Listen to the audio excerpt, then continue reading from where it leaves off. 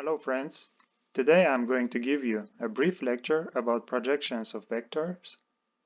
Here you can see a vector A and x-axis. Before we start, let's remember that this point of the vector is the beginning point of the vector and this is the ending point of the vector. So how can we make a projection of this vector on this axis? First, what we need to do is to draw a line starting from ending point of the vector towards the x-axis, and that line should be perpendicular to the x-axis, as you can see here. Same is for ending point of the vector. We start from here and we draw a line towards the x-axis, and it is perpendicular to the x-axis. And we are going to call this point as a xb, meaning beginning, and xe, meaning ending. And the distance from xb to xe is our projection of vector A, and we call this projection ax. So ax is the projection of the vector A onto the x-axis. So what actually xb and xe represent? It is just the numbers. Since we have this x-axis, so for example, this could be 1, this could be 2, and this could be 3. So xb equal 1, xe equal 3. So how can we calculate the actual value of the projection? It is simple. All we need to do is to use this formula, xe minus xb. So for example, if xe equals 3 and xb equal 1, then the ax will be 2. So that's how we find a projection of a vector on some axis. Let's look on another case. Let's call this a second case. In this case, we have a vector A, which has the same length as this vector, but different direction. In this case, the length of the projection will be the same as here, since the length of the vector is the same as here. However, when we use this formula, we can find out that the projection will have a negative sign, because in this case, xb equals 3 and xe equal 1. So if we put x equal 1 and xb equal 3, then the projection will be minus 2. Now let's look at the case 3. In this case, you can notice that vector A is perpendicular to the x-axis. So what then will be projection of this vector on x-axis? So we are going to do the same thing. We are going to make a straight line towards the x-axis, perpendicular to the x-axis. And we can notice that xb and xe has the same value. For example, it could be 2 or 3 or 5, it doesn't matter. So if we use this formula, since xe and xb are equal, the projection of this vector ax will be equal 0. So we can remember this rule. If a vector is perpendicular to some axis, then the projection of this vector on that axis will be 0. Now let's look at the case 4. In this case, vector A is parallel to the x-axis. And you can notice the direction of vector A is same as the direction of x-axis. In this case, we are also going to use this formula, and the result of this will be module of vector A. That means that projection of this vector has the same length as the vector itself. If we look at the case 1, we can notice that this vector is not parallel to the x-axis. So in this case, projection had different lengths compared to the vector itself. So now we can remember another rule. If a vector is parallel to some axis and they have the same direction, then the projection of that vector onto that axis will be the module of that vector. Now let's look at the case 4. In this case, vector A is also parallel to the x-axis. However, you can notice the direction of vector A is different from the direction of x-axis. They are opposite. In this case, let's use again this formula. And since now that this point is the xb beginning and this x end, then the projection of vector A onto x-axis will be negative, will be minus A. For example, if this value is 1, this value is 2, and this value is 3, so we write here xe equal 1 minus 3, it will be minus 2. But in this case, it will be positive. So we can remember another rule. If some vector is parallel to some axis, but their direction is opposite, then the projection of that vector onto that axis will be equal minus module of that vector. In the previous slide, I showed you how to define projection of a vector. In this slide, I'm going to show you a relation of a module and direction of a vector with its projections. So, for example, we have a vector A, and we have two axes, x and y. The projection of vector A onto x-axis is this one, ax, and the projection of vector A onto y-axis is this one, ay. As you can notice, this side has exactly the same length as ay, and this side has exactly the same length as ax.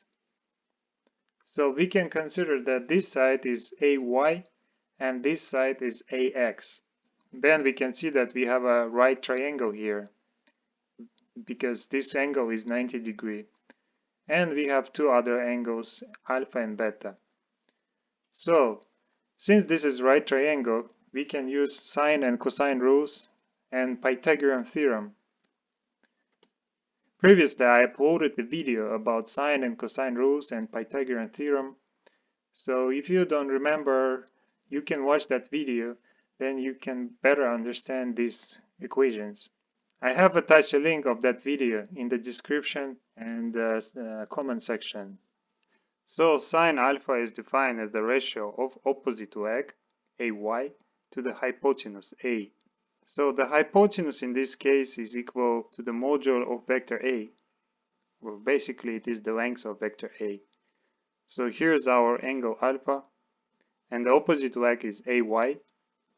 Cosine alpha is defined as a ratio of adjacent leg to the hypotenuse. So here's our angle alpha, and this is the ax, adjacent leg.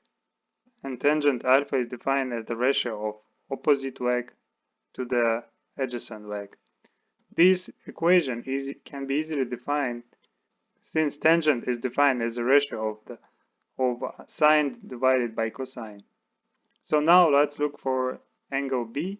In this case, cosine B will be equal ratio of adjacent leg ay, this one, divided by hypotenuse.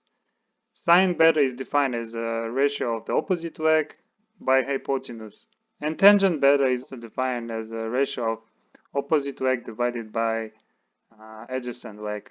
So because in this case, for angle B, the opposite leg is ax and adjacent leg is ay. In addition to the sine, cosine, tangent rules, we can also use Pythagorean theorem, where we can find the module of vector A by this equation, ax squared plus ay squared. Or we can write it as a equal root ax squared plus ay squared.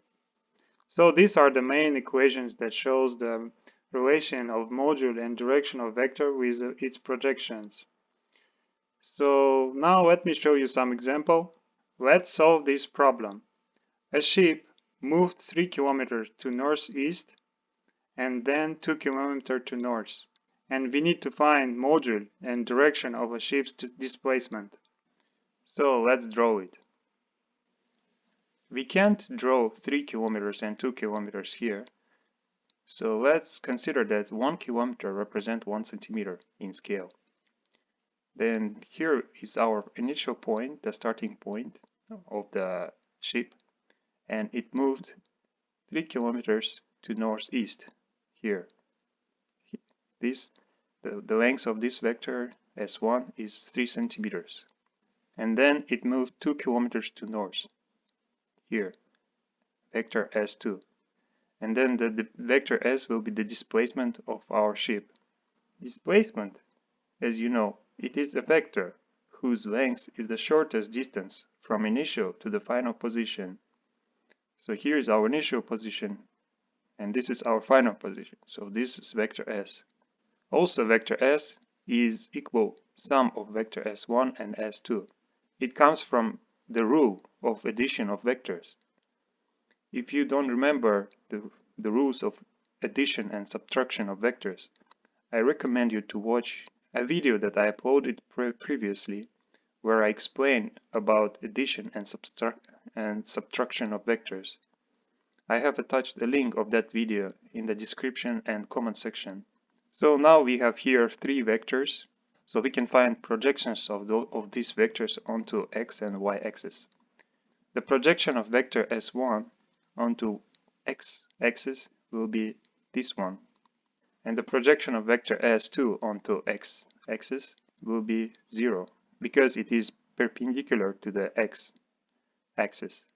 And in the previous slide, I already showed you that example when the vector was perpendicular to the axis, and that means that the projection is equal 0. And the projection for vector S onto x-axis will be the same as the projection of vector S1. Now let's look on y-axis. So the projection of vector S1 onto y-axis will be this one. The projection of vector S2 onto y-axis, this will be this one. And the projection of vector S onto y-axis will be this one, which is basically the sum of these two projections. So this side is exactly the same as this projection, so that means we can consider that this side is equal S1y. And this side of this right triangle is exactly the same as the length of these two projections, S1x and Sx. So since we have a right triangle here, we can use Pythagorean theorem to find the modulo of vector S. So the modulo of vector S equal root Sx squared plus Sy squared, because here S is a hypotenuse and Sx and Sy are legs of this right triangle. So we know the length of our vectors from this problem. S1 is 3 kilometers, S2 is 2 kilometers, and angle alpha is equal 45 degree. Why angle alpha is equal 45 degree? Because we know from this problem that the ship at first moved to the northeast. That means it's exactly in the middle between north and east. So that's why angle alpha equal 45 degree. So now we need to find the Sx and Sy. So now let's find Sx. This side in this triangle, or this triangle, because in both these triangles Sx is the same side. So it means that we can use this triangle to find the Sx. We know angle alpha here, and we know the modulo of vector S1. So we can use cosine rule to define the adjacent leg, because this side is adjacent to angle alpha. So it will be Sx equal S1 multiplied by cosine alpha, whereas S1 we know equal 3 kilometers, alpha equal 45 degree. Then when we multiply this, we'll get the equal around 2.12 kilometers. So we found this side, and now let's find this side, which is Sy. And as you can notice, this Sy equal sum of these two projections. So we can write that Sy equal S1y plus S2y. So this side is the same as a S1y projection. That means we can use this. That means we can also use this triangle to find the S1y. In this case, if this is S1y, then we can use sine rule, because in this case, this side is opposite to angle alpha. Then we can write that S1y equal S1 multiplied by sine alpha. And we need to define S2y. S2y is here, and it is parallel to y-axis. That means that projection of this vector onto y-axis will be exactly the same as the module of S2 vector. And we know the module of S2 vector, it is 2 kilometers. So S2 will be just 2 kilometers. So we'll get 3 multiplied by sine 45 degree plus 2, and it will be around 4.12 kilometers. Now we know Sx and we know Sy, so we can put these values to this equation, and then we can find the module of vector S. It will be around 4.63 kilometers. And the next we need to find the angle B to define the direction of the vector. Here is our angle B, and as you can notice that opposite leg to angle B is this Sy, and adjacent leg to angle B is Sx. Then we can use tangent rule, which is defined as the ratio of opposite leg to adjacent leg. So in this case, Sy equal 4.12 kilometers and Sx equal 2.12 kilometers. Then tangent beta equal 1.9434. We can easily find the angle. It will be about 62.77 degrees. I hope you have enjoyed this video. Thank you for watching. Subscribe for more math videos.